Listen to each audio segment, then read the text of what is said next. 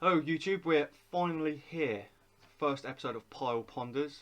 I'm Goldsack and this I am Mickey and I do not believe in ghosts. is Pile and he doesn't believe in anything. So, through the course of the series I'm going to be giving him some cases and incidents of high strangeness, I'd call it, and get Mickey's take on it. Here we go.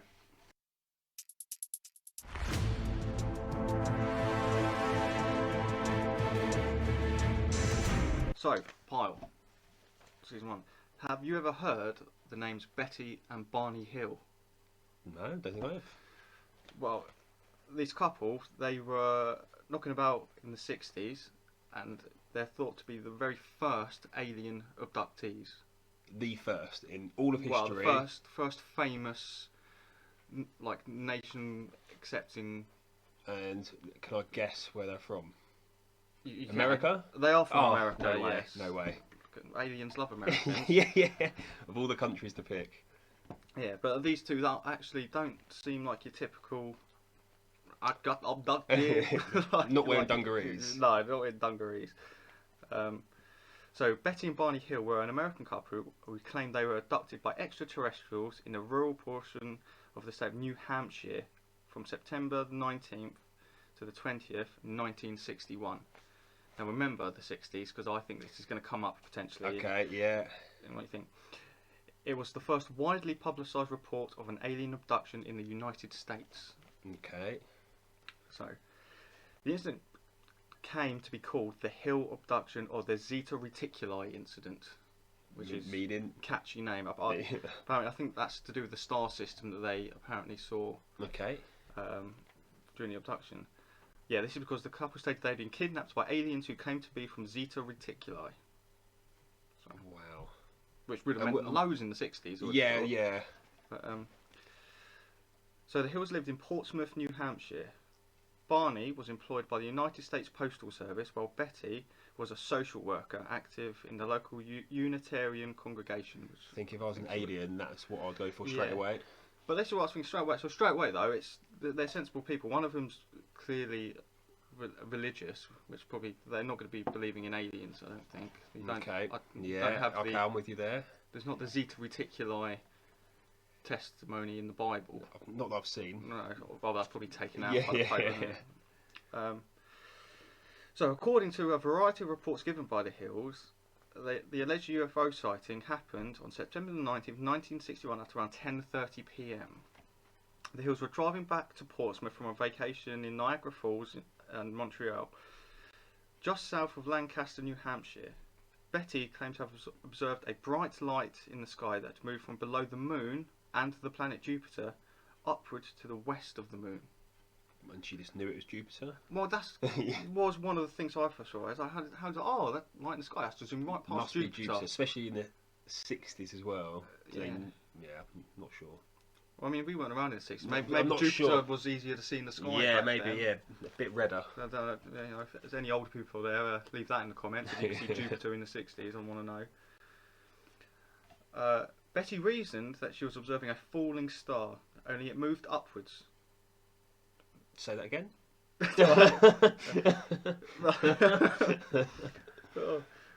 Betty reasoned that she was observing a falling star, only it moved upwards. Was she upside down? Well, I don't know. Car seats different in the 60s as well. Since it moved erratically and grew bigger and brighter, Betty urged Barney to stop the car for a closer look, as well as to walk their dog. Barney stopped at a scenic picnic area just south of Twin Mountain.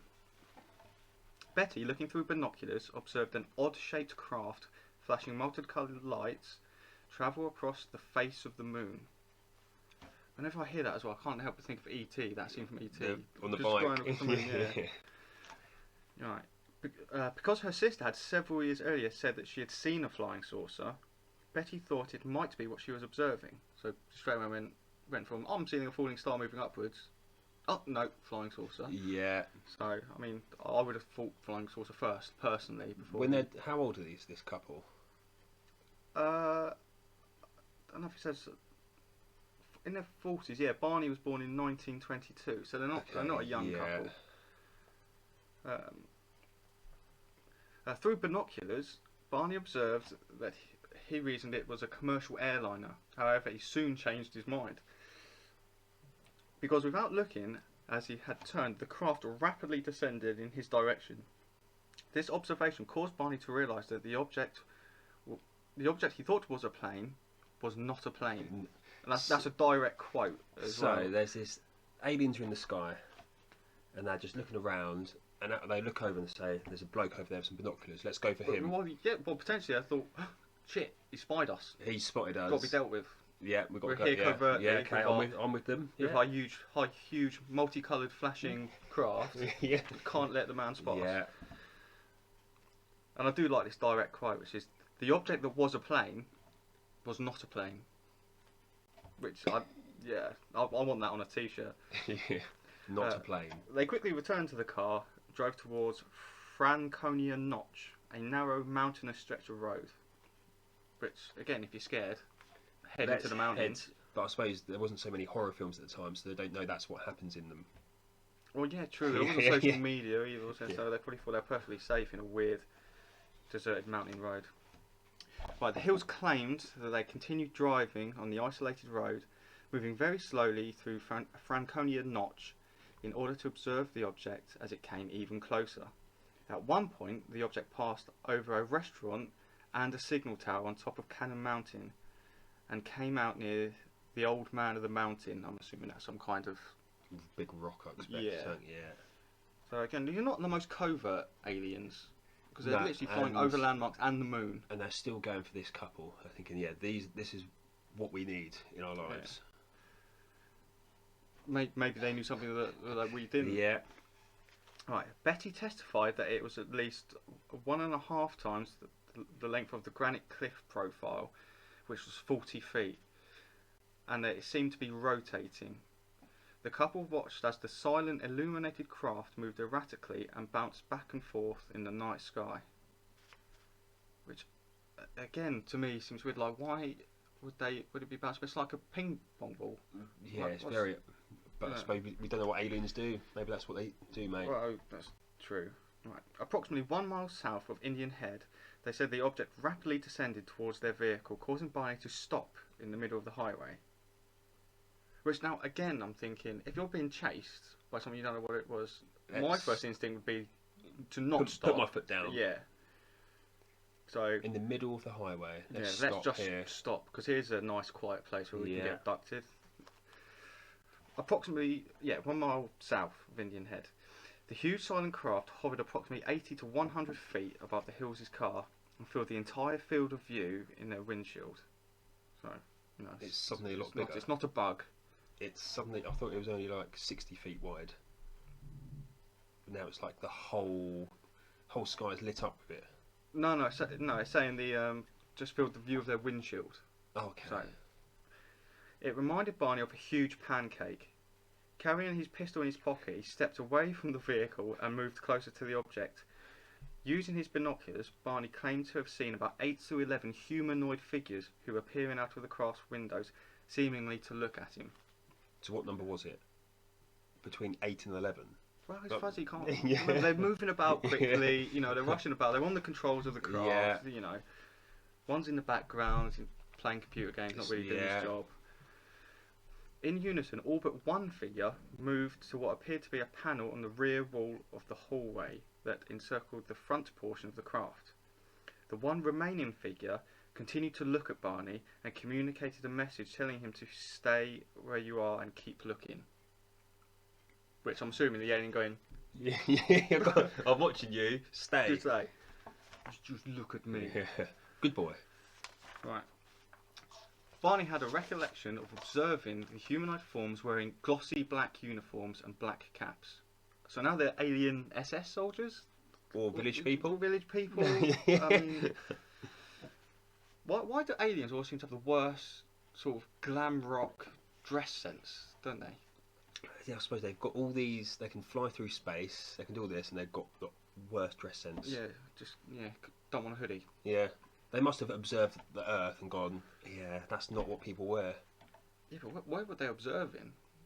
I suppose in New Hampshire. Oh, yeah. If you're from New Hampshire, do you love black glossy clothes? Right. Red lights on what appeared to be the bat wing fins began to telescope out of the sides of the craft, and a long structure descended from the bottom of the craft.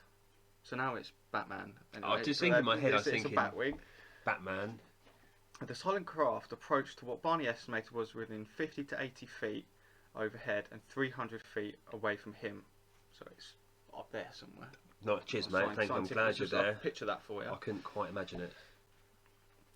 On October 21st, 1961, Barney reported to the National Investigations Committee on Aerial Phenomena, or NICAP. NICAP? Kneecap. Maybe not kneecap. Yeah. I'm not sure. Not heard of Investigator Walter Webb that the beings were somehow not human. Well, we kind of established it's probably not the case if they were in the black glossy clothes. You know, dead giveaway. Barney tore, now this is important to remember as well, Barney tore the binoculars away from his eyes and ran back to his car.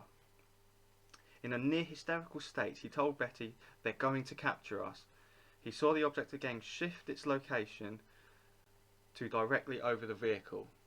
So now I'm thinking, this is like the first 5 minutes of an X-Files episode. Yeah. This is like proper setup.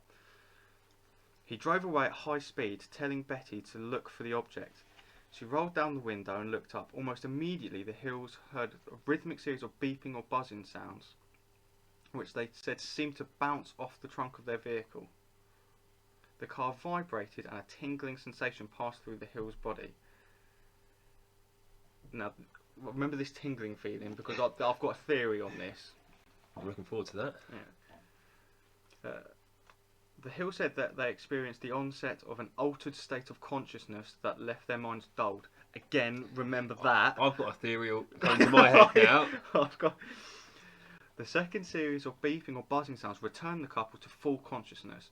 They found that they had travelled nearly 35 miles south but had only vague, spotty memories of this section of road. They recalled making a sudden unplanned turn, encountering a roadblock and observing a fiery orb in the road. So I'm just going to get some. So it's 1960s America. It's the 60s. They've gone out to the mountains. They've got a tingly feeling about. Yeah. They're on holiday, having a good time. On holiday, okay, yeah. And they've lost kind of consciousness for about half an hour. Got fuzzy feelings going through their body. Yeah, okay. Feeling in like an altered state of mind. Yeah, I'm having a think. Yeah, we'll see what comes next. Right, arriving home about dawn, the Hills assert that they had some odd sensations and impulses they could not readily explain. It's building a picture. Yeah. Betty insisted their luggage be kept near the back door rather than in the main part of the house. Their watches would never work again. Barney said that the leather strap for the binoculars was torn, though he could not recall it tearing. But again, that's what I said. They literally used the phrase "he tore." He tore it from his eyes. The toes of his best-dressed shoes were scraped. Barney says he was compelled to examine his genitals in the bathroom, though he found nothing unusual. That's like one of those excuses when your missus walks in. Oh, I'm just checking. I've been abducted by an alien. I just need to check it. Yeah, I'm just checking. Yeah. They took long showers to remove possible contamination, and each drew a picture of what they have observed. I'm going to show you this picture. Okay. I'll put it on screen after we get mixed race. Now remember, this is potentially complex space travelling organisms with their craft, and this was not at all would have been something you'd see on the telly in the 60s or probably even the 50s. Yeah, okay, this is high tech.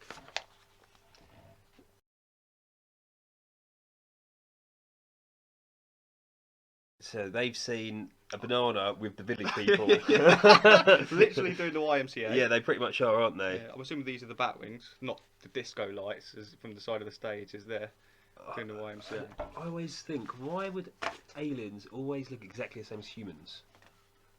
Surely if they live on maybe there's some kind of evolutionary step that you will become bipedal, 2 eyes. They're people of the future, but now. Yeah. But maybe we evolve into them. It might not actually be aliens. They could be interdimensional people. Humans, yeah. They could be people that have died and that's the death dimension and they come back. And we need to go back. There's many theories we'll cross as seasons. And we need to go back and go and speak to Betty.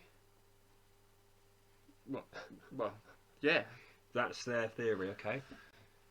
Well, she worked in social care. Maybe they're having an issue. Yeah, need some support.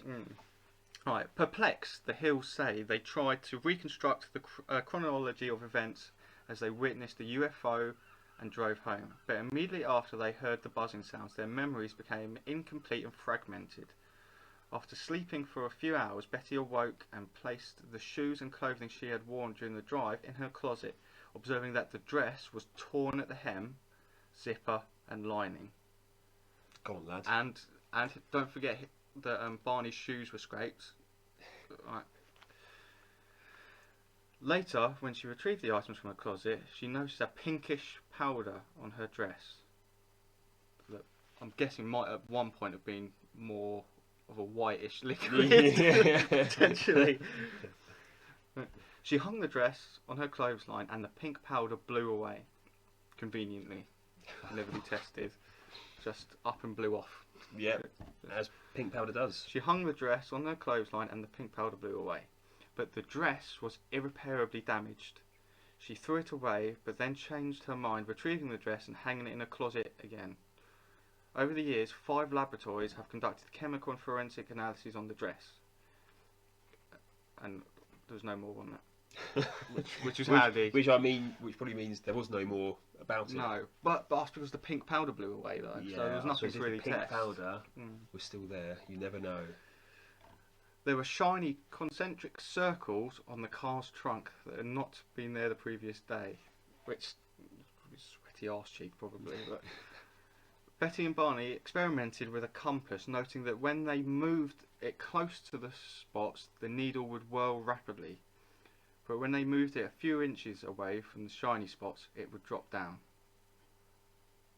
I have no idea what sounds a bit odd, you never know with that. But yeah, I would imagine there's some kind of magnet in an old-fashioned car. Yeah, pretty much what it is. Something that's magnetic. Right, so missing time. On November the 25th, 1961, the Hills were again interviewed. Although the Hills had noted that they had arrived home later than anticipated, the drive should have taken about 4 hours. They claimed to not realise that they arrived home 7 hours after their departure. The Hills claimed to recall almost nothing of the 35 miles of US Route 3 between Lincoln, Indian Head and Ashland. Both claimed to recall an image of a fiery orb sitting on the ground. The subject of hypnosis came up, and it was decided that it should be carried out in order to elicit previous irretrievable memories. Barney was apprehensive about hypnosis, but thought it might help Betty put to rest what Barney described as the nonsense about her dreams. So he's gone through the same thing, but her stuff's nonsense. Yeah, like, that is typical old school man / woman. Like, oh, she's having nightmares about this horrific incident we had. What? Yeah. So Barney's sessions. So the hypnotist called Simon, I can't remember the guy's name, I did it. He's a proper hypnotist, external, brought in. Simon hypnotised Barney first. His recall of witnessing non-human figures was quite emotional, punctuated with expressions of fear, emotional outbursts and incredulity. Thank you for putting the word in there that I can't say. Yeah. Barney said that due to his fear, he kept his eyes closed for much of the abduction and the physical examination. Based on those early responses, Simon told Barney that he would not remember the hypnosis sessions until he was certain he could remember them without being further traumatised. So I think is what he's saying, that they won't hypnotise him if they think it's going to cause him mental harm, which is probably the correct decision. Under hypnosis, as was consistent with his conscious recall, Barney reported the binocular strap had broken when he ran from the UFO back to his car. He recalled driving the car away from the UFO, but that afterwards he felt irresistibly compelled to pull off the road and drive into the woods. Yep, always a good thing to do. I mean, something at this point could be kicking in. He eventually sighted 6 men standing in the dirt road. The car stalled and 3 of the men approached the car. They told Barney not to fear them. He was still anxious, however, and he reported that the leader told Barney to close his eyes. While hypnotised, Barney said, I felt like the eyes had pushed into my eyes. And I'm not reading that wrong. That's a direct quote. I felt like the eyes had pushed into my eyes. I'm trying to imagine. I just think what scenario that. I think maybe the bloke did this. His eyes were closed though. Yeah, he's like, no, but this wasn't the scary bit, I don't think. Okay. It's only when things got scary he closed his eyes. Barney described the beings as generally similar to Betty's hypnotic recollection. The beings often stared into his eyes, said Barney, with a terrifying, mesmerising effect. Under hypnosis, Barney said things like, "Oh, those eyes, they're in my brain." From his first hypnosis session, that was a direct quote. And I was told to close my eyes because I saw two eyes coming close to mine, and I felt like the eyes had pushed into my eyes. Sounds like a rejected Beatles song. Yeah. Ringo Starr's written a song again. Like, oh no, not this one. No. Yeah. I'm not even afraid that they're not connected to a body. Oh, I forgot about this bit as well. So I'll read that quote in full. I was told to close my eyes because I saw two eyes coming close to mine, and I felt like the eyes had pushed into my eyes. I can't get my head around it. They're just there. They're just close to me, pressing against my eyes. I don't even know myself. I'm trying to imagine this. Just trying to imagine that situation. All I see are these eyes. I'm not even afraid that they're not connected to a body. They're just there. They're just up close to mine, pressing against my eyes. So there's these floating eyeballs. Floating eyeballs that are like pushing against his eyeballs. Having a right good look into his soul. Yeah. Okay. So, Barney related that he and Betty were taken onto the disc-shaped craft where they were separated. He was escorted to a room by three men and told to lie on a small rectangular exam table. Unlike Betty, Barney's narrative of the exam was less detailed, as he continued to keep his eyes closed for most of the exam. A cup-like device was placed over his genitals. He did not experience an orgasm, which obviously was an important point. Yeah, I'm assuming. Yeah. I don't know what must be something. Yeah. What he was about. I don't know the context of that sentence. Whether he's saying that as just matter of factly or in disappointment. I was really turned up. I just couldn't get there. Yeah. Though Barney thought that a sperm sample had been taken. The men scraped his skin and peered into his ears and mouth. A thin tube or cylinder was inserted into his anus and quickly removed. Why do aliens always rape people? I don't know. I don't know if this must be the very first. And then from then, aliens have gone, probing. We like this. Yeah, every time we're going to shove something up someone's arse. Yeah, we need to. Yeah, I don't. Unless I'm assuming that would be to take fetus. It must have samples. some sort of meaning Not, in. well, yeah, fetal, not fetus samples. I meant fetal. It's not even fetal, is it? No, fecal. Fetus. Fecal. Fetus. Fetus No, is not the fetus. thing. It's Why, a fecal. why can I not get that out of my head now? It's a C. Fetus is eyes are pushing against my eyes. I went fetal matter. Was what I was meaning. They were taking a shit sample. I should have just gone with that. I don't know why I was trying to be clever. That's what happened. Right. Yeah. Alright, a thin tube or cylinder was inserted into his anus, quickly removed. Someone felt his spine and seemed to be counting his vertebrae. Betty reported a conversation with the leader that she understood in English. Barney said that he heard them speaking in a mumbling language he did not understand, yet he also understood them in English. Betty also mentioned this detail a few times. They communicated with him. Barney said it seemed to be thought transference.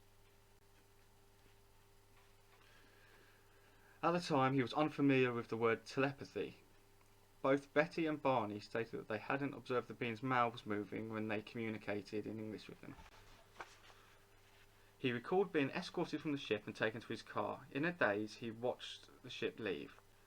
Barney remembered a light appearing on the road, and he said, "Oh no, not again." Is that how you think he said it? Yeah. Oh no. Oh no, not again. As he pulls his trousers down. I'm still sore from the last one. He recalled Betty's speculation that the light might have been the moon, though the moon had set several hours earlier. Probably not the moon then. He also stated that he attempted to produce a code-like buzzing sounds which seemed to strike the car's trunk a second time by driving from side to side and stopping and starting the vehicle. His attempt was unsuccessful. I don't know what he's trying to do there. God knows, yeah. Obviously, he's still tripping out from the LSD earlier he's taken. Betty's session. Under hypnosis, Betty's account was similar to events of her 5 dreams about UFO abduction, but there are also notable differences, mainly pertaining to her capture and release. The technology on the craft was different. The short men had significantly different physical appearances from that of her dreams. The sequential order of the abduction event was also different from Betty's dream account. Barney and Betty's memories in hypnotic regression were consistent with another but contradicted some of the information in Betty's dreams. So I think basically what they're saying is Betty's having potentially dreams about this event and they're not right. So something's going on, yeah. So some of the things do sound quite plausible, like they don't sound too ridiculous. Well, like the anal probe. Yeah, absolutely, that bit. To be fair, a lot sounds plausible in this if we consider what I think is going to be both of our conclusions on this. This might be the one and only time we're ever going to agree on something like anything, this. Yeah. Betty exhibited considerable emotional distress during her capture and examination. Simon ended one session early because tears were flowing down her cheeks and she appeared distressed. Simon gave Betty a post-hypnotic suggestion that she could sketch a copy of the star map that she later described as a 3-dimensional projection similar to a hologram. See, that I find quite interesting because I don't think... I mean, that sounds like something from Star Wars. And yeah. I doubt there would have been a lot about back in the 60s. To think of that word and think of those things, special effects like that. Yeah. Eventually, she did what Simon suggested, although she said the map had many stars. She drew only those that stood out in her memory. Her map consisted of 12 prominent stars connected by lines and 3 lesser ones that formed a distinctive triangle. And Jupiter, of course. And Jupiter, yeah. She said she was told these stars connected by solid lines formed trade routes, whereas the dashed lines were less travelled stars. So this is like A and B roads. It's like proper motorway. Yeah. So Simon's conclusions. This was the conclusion of the hypnotist. Yeah. After the hypnosis session, Simon speculated that Barney's recollection of the UFO encounter was possibly a fantasy inspired by Betty's dreams. Simon also thought it was most reasonable and consistent explanation. Barney rejected this idea, noting that while their memories were consistent in some regards, there are also portions of both their narratives that were unique to each other. Unique. Barney was now ready to accept that they had been abducted by the occupants of a UFO, though he never embraced it as fully as Betty did. Though the Hills and Simon disagreed about the nature of the case, they all concurred that the hypnosis sessions were effective. The Hills were no longer tormented by anxiety about their experience. Afterwards, Simon wrote an article about the Hills in the Journal for Psychiatric Opinion, explaining his conclusions that the case was a singular psychological aberration. Which is, I think, a science word for not real. Yeah. So, completely. So, that is an overview pile of the Betty and Barney Hill abduction. Sounds like a good film. Does it? I suppose it sounds like every film. It sounds like an episode of the X-Files. Yeah, but or like some things I'm going to go, yeah, that sounds alright. Like, yeah, I can get on. But then it always comes back to me, why America? Why this middle-aged couple? Why in New Hampshire? I think I've heard of it. I couldn't tell you where it is. No. It is the 60s, as we said. Yeah. Maybe they've, like Jack and the Beanstalk, they've got some magic beans of someone. Give them a go. So you're suggesting that, given the time frame and their story, that there may have been some kind of outside chemical narcotic influence. Well, LSD was a bit of a thing in the 60s, was it not? Yeah, I believe so. And that's the sort of drug that will cause, and I quote from Barney himself, an altered state of consciousness. yeah. Quite considerably and famously so. Yeah, and seeing things, hallucinations. Yeah. Because I do remember a famous experiment they did with LSD on soldiers to see if they would fight more fearlessly in war under LSD. And what happened, funnily enough, is majority of this squad decided to down tools, started laughing hysterically, and tried to climb trees and not listen to their commander. Yeah, which shocker that would have happened. But I suppose at the time you don't realise what effects it's going to have. You think, yeah, this might be all right. I've got to admit that this one I am struggling with. It sounds very odd. There's a lot that sounds very much like. I mean, I know there weren't movies about a lot back then, but I would imagine there've been stories and comics, and it sounds so predictable, even down to the anal probing. It's like hits every beat. It's so generic. Yeah. Very, very. Yeah, and there's the ones that I've seen before that I kind of always think to myself, possibly something's a bit odd, is when there's other people that have said, oh, I've seen a light, or I've seen this, or something strange happened. Not just two random people in the mountains. Yeah. Same with anything. I always think I'm very logical. Like something probably has happened, but not an alien abduction for half an hour, and the aliens have gone, yeah, that'll do. We're all right. Let's go back to our planet. Yeah, it is.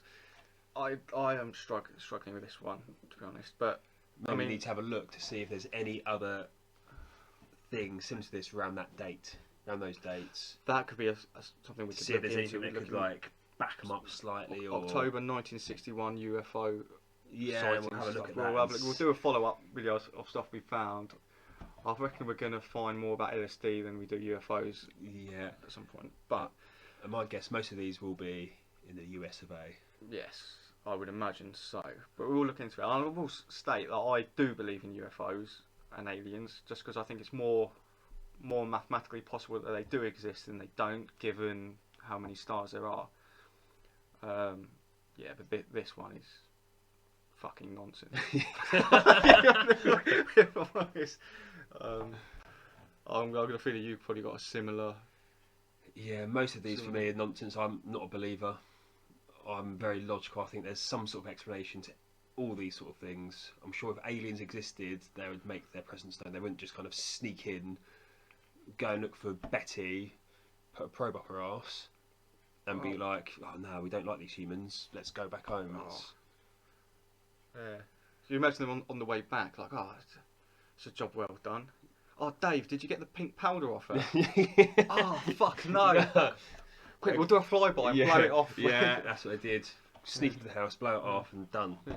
Problem solved. Pink powder. What do you think that was used for? Yeah. Lube?